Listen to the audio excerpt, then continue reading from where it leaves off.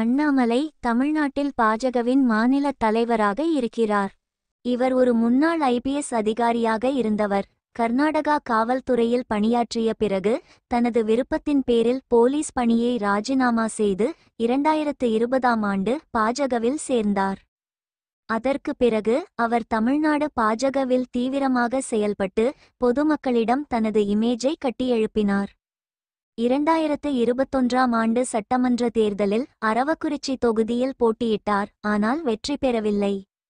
இருப்பினும் அவரது உற்சாகம் குறையாமல் தொடர்ந்து மக்கள் தொடர்பு, ஊடக வழியிலான பேச்சுகள், அரசியல் விமர்சனங்கள் மூலமாக தனக்கென ஒரு தனி அடையாளத்தை உருவாக்கினார். 2021இல் தமிழ்நாடு பாஜக மாநில தலைவராக நியமிக்கப்பட்ட அவர் அப்போதிலிருந்து பாஜகவின் வளர்ச்சிக்காக பல்வேறு சவால்களை எதிர்கொண்டு போராடி வருகிறார். தமிழக அரசுக்கு எதிராக ஒவ்வொரு முக்கியமான அரசியல் விஷயத்திலும் தனது கடுமையான நிலைப்பாட்டை வெளிப்படுத்தி பாஜகவின் குரலை உறுதியுடன் உயர்த்தியவர். இன்று அவர் தமிழ்நாட்டில் பாஜகவின் வளர்ச்சிக்கு முன்னணி முகமாக இருக்கிறார்.